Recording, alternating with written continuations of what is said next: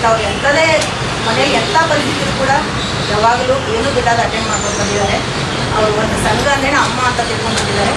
ಅದಕ್ಕೆ ಅವರು ಅಮ್ಮ ಕೂಗಿದಾಗ ಹೋಗೋದು ಮಕ್ಕಳು ಧರ್ಮ ಅಂತ ಅಂದಂಗೆ ಅವರನ್ನು ಪಾಲಿಸ್ಕೊಂಡು ಬಂದಿದ್ದಾರೆ. ಜವಾಬ್ದಾರಿಗಳನ್ನು ಮಾನ್ಯ ಅಧ್ಯಕ್ಷರು ಅವ್ರು ಮಾಡಿದಂತಹ ಸೇವೆಯನ್ನ ಘನ ಸೇವೆಯನ್ನ ನಾವು ಇಲ್ಲಿ ಕಣ್ಣಾಡಿಕೊಂಡು ಆ ವಿಚಾರಧಾರೆಗಳನ್ನು ತಿಳ್ಕೊಂಡಾಗ ಬಹಳಷ್ಟು ಅವರ ಒಂದು ಕರ್ತವ್ಯ ಶ್ಲಾಘನೀಯ, ಅದು ಯಾವ ಶಬ್ದದಲ್ಲಿಯೂ ಕೂಡ ಕೇಳಲಾಗದು ಅನ್ನುವಂತಹ ಅನೇಕ ಸತ್ಯಾಂಶಗಳನ್ನು ನಾವು ಕಂಡುಕೊಂಡಿವಿ.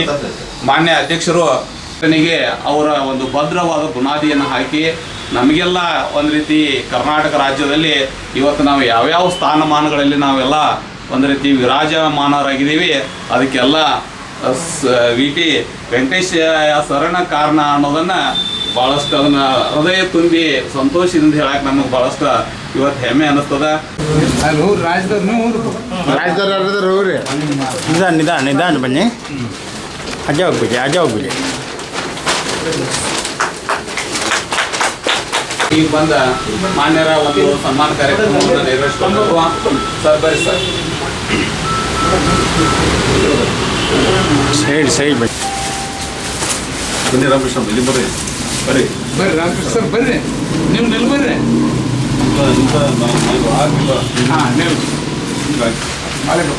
ಸರ್ ಇಲ್ಲಿ ಬನ್ನಿ, ನೀವು ಅವ್ರು ಸರ್ ಇಲ್ಲಿ ಬನ್ನಿ,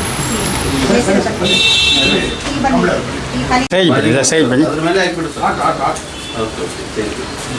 ಇವರು ರಾಜ್ಯ ಸಂಘಟನಾ ಕಾರ್ಯದರ್ಶಿಗಳು, ಇವರು ಕೂಡ ಈ ಒಂದು ಸನ್ಮಾನ ಕಾರ್ಯಕ್ರಮವನ್ನು ನೆರವೇರಿಸಿಕೊಡ್ಬೇಕು.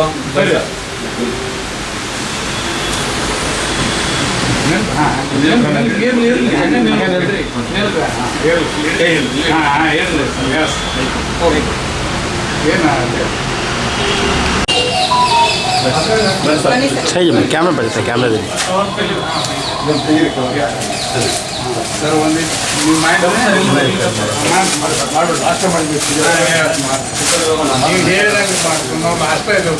ಲಾಸ್ಟ್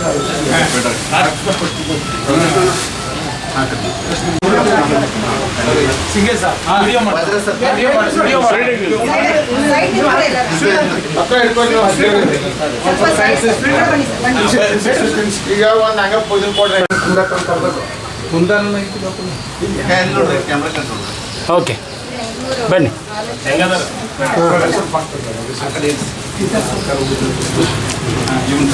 ಇನ್ನೊಂದು ಕಡೆ ನಾವು ಯಾವ ಸನ್ಮಾನಕ್ಕೆ ಅವಶ್ಯಕತೆ ಇಲ್ಲ, ಬೇರೆ ನಾವು ಹೇಳಿದ್ರು ಬೇರೆ ಸನ್ಮಾನ ಮಾಡೋಣ. ಬಟ್ ನಾವು ಅವತ್ತು ರಾಜ್ಯದಲ್ಲಿ ಇವ್ರನ್ನ ಗುರ್ಸಿ ನಾವು ಇದೇ ರೀತಿ ದೊಡ್ಡದಾಗಿ ಜನಸಂಖ್ಯೆ ಸ್ತೋಮದಲ್ಲಿ ಮಾಡಬೇಕು ಅಂತ ಎಲ್ಲರೂ ಆಸೆ 100% ಇದೆ. ಯಾಕೆಂದ್ರೆ ಎಲ್ಲರೂ ಹೇಳಿದ್ದಾರೆ.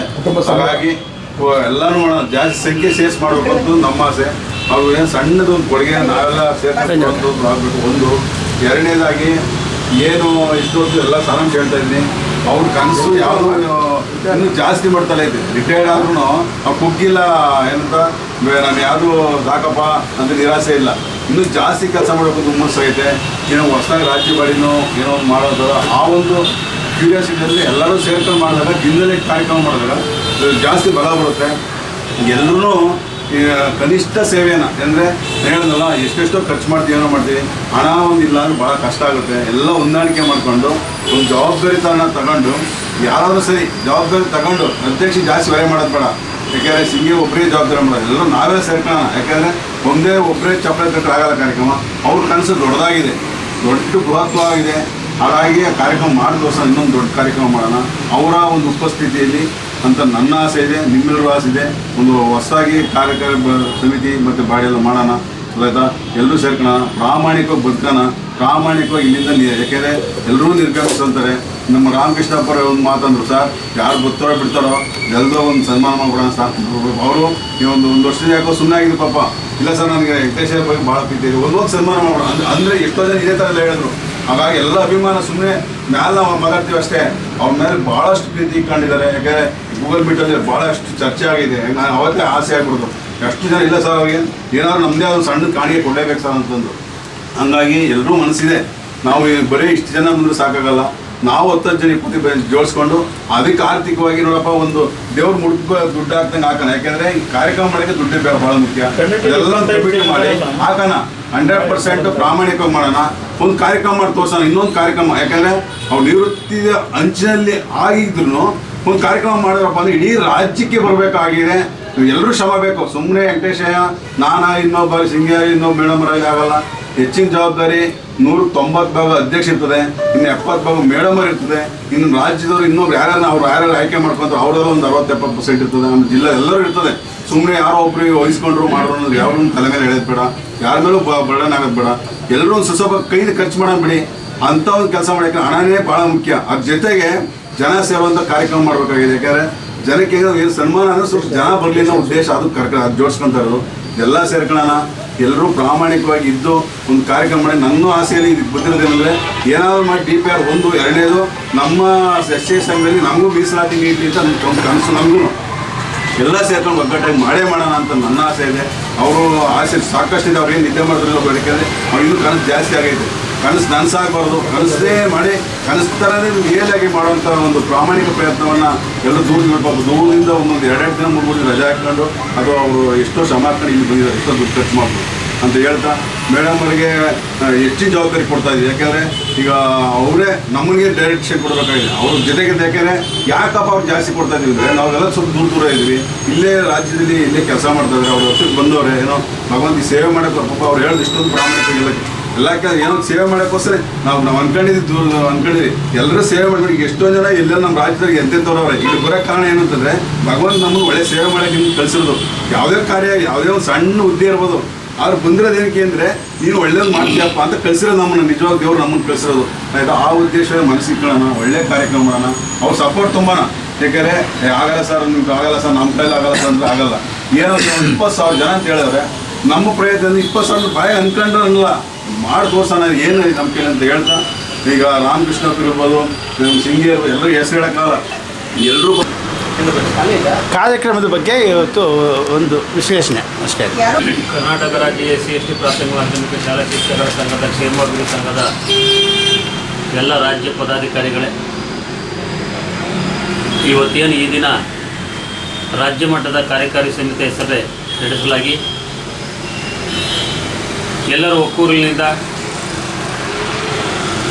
ದಿನಾಂಕ 24/7/2025 ರಾಜ್ಯ ಕಾರ್ಯಕಾರಿ ಸಮಿತಿ ಪುನರಚನೆ ಹಾಗೂ ಕಮಿಟಿಗಳನ್ನು ಮಾಡುವ ಮೂಲಕ ಒಂದು ಹೊಸ ಚೈತನ್ಯವನ್ನು ಕೊಡಬೇಕು ಅಂತಕ್ಕಂತಹ ದೃಷ್ಟಿಯಿಂದ ಇವತ್ತೆಲ್ಲರೂ ಸಹ ಎಲ್ಲ ಜಿಲ್ಲೆಯಿಂದ ಭಾಗವಹಿಸಿದ್ದೀರ. ನಿಮ್ಮೆಲ್ಲರಿಗೂ ಸಹ ಪ್ರಪ್ರಥಮವಾಗಿ ನಾನು ತುಂಬು ಹೃದಯದ ಅಭಿನಂದನೆಗಳನ್ನು ಸಲ್ಲಿಸ್ತಾ ಇದ್ದೇನೆ. ಎರಡನೇದಾಗಿ ಇವತ್ತೇನು ರಾಜ್ಯವ್ಯಾಪಿ ಮಾನ್ಯತೆ ಪಡೆದ ಸಂಘಟನೆಯಾಗಿದ್ದು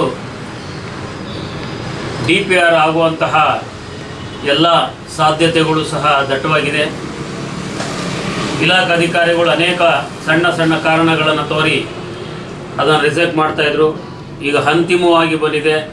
ಅಂತಿಮವಾಗಿ ಮೋಸ್ಟ್ಲಿ ಈ ಆಗಸ್ಟ್ ಒಳಗಡೆ ನಮಗೆ 100ಕ್ಕೆ 100ರಷ್ಟು ನಮಗೆ ಆದೇಶ ಬರುತ್ತೆ ಅಂತಕ್ಕಂತಹ ಒಂದು ಆಶಾಭಾವನೆಯನ್ನು ನಾನು ನಿಮ್ಮೆಲ್ಲರಿಗೂ ಸಹ ತಿಳಿಸಲು ಬಯಸ್ತಾ ಇದ್ದೇನೆ. ಹಾಗೆಯೇ ನವೆಂಬರ್ನಲ್ಲಿ ಪ್ರಾಥಮಿಕ ಶಾಲಾ ಶಿಕ್ಷಕರ ಸಂಘದ ಚುನಾವಣೆ ಇರೋದ್ರಿಂದ ಕಳೆದ 20 ವರ್ಷಗಳಿಂದ ಅದರ ವಿರುದ್ಧ ಹೋರಾಟ ಮಾಡ್ತಾ ಇದ್ದೀವಿ. ಮೀಸಲಾತಿ ಪಡೀಲೇಬೇಕು ಅನ್ನೋ ಉದ್ದೇಶದಿಂದ ನಾವು ನೀವೆಲ್ಲರೂ ಸೇರಿ ನವೆಂಬರ್ ತಿಂಗಳಲ್ಲಿ ರಾಜ್ಯ ಮಟ್ಟದ ಬೃಹತ್ ಐತಿಹಾಸಿಕ ಕಾರ್ಯಕ್ರಮವನ್ನು ನಾವು ಮಾಡಬೇಕಾಗಿದೆ ಬೆಂಗಳೂರು ಜ್ಞಾನಜ್ಯೋತಿ ಸಭಾಂಗಣದಲ್ಲಿ.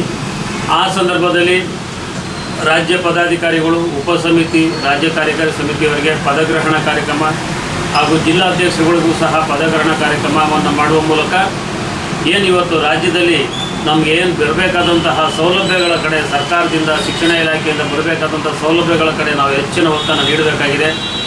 ಇದರ ಜೊತೆಗೆ ನಿಮಗೆಲ್ಲರಿಗೂ ಸಹ ಒಂದು ಸಿಹಿ ಸುದ್ದಿ ಏನಪ್ಪ ಅಂದರೆ, ಕಾರ್ಯಕ್ರಮದ ಜೊತೆಗೆ ನಮ್ಮ ರಾಜ್ಯ ಸಂಘದ ಸ್ವಂತ ನಿವೇಶನವೂ ಸಹ ಮಂಜೂರಾಗ್ತಾ ಇದೆ.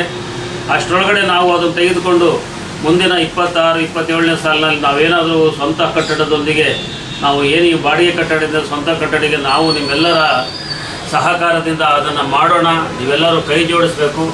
ಮತ್ತು ನವೆಂಬರ್ ತಿಂಗಳ ಕಾರ್ಯಕ್ರಮಕ್ಕೆ ನನ್ನ ಹಿರಿಯ ನೇತಾರರು, ಸ್ನೇಹಿತರು, ಹಿತೈಷಿಗಳು ಆದಂತಹ SB ಸಿಂಗೇರ್ ಜಿಲ್ಲಾಧ್ಯಕ್ಷರು ಹಾಗೂ ಕಾರ್ಯಕಾರಿ ಸಮಿತಿ ಸದಸ್ಯರಾಗಿರ್ತಕ್ಕಂಥ ಸಿಂಗೇರವರು ಏನು ನವೆಂಬರ್ ತಿಂಗಳ ಎಲ್ಲ ಕಾರ್ಯಕ್ರಮವನ್ನು ಉಸ್ತುವಾರಿಯನ್ನು ನೋಡಿಕೊಂಡು ಅವರು ಬೆಂಗಳೂರಿನಲ್ಲಿ ಒಂದು 25,000 ಶಿಕ್ಷಕರನ್ನು ಸೇರಿಸುವಂತಹ ಒಂದು ಶಕ್ತಿ ಸಾಮರ್ಥ್ಯ ಅವರಿಗೆ ದೇವರು ಭಗವಂತ ಆಶೀರ್ವದಿಸಿ ಈ ಒಂದು ಕಾರ್ಯಕ್ರಮವನ್ನು ಯಶಸ್ವಿಗೊಳಿಸಿಕೊಡ್ಬೇಕು.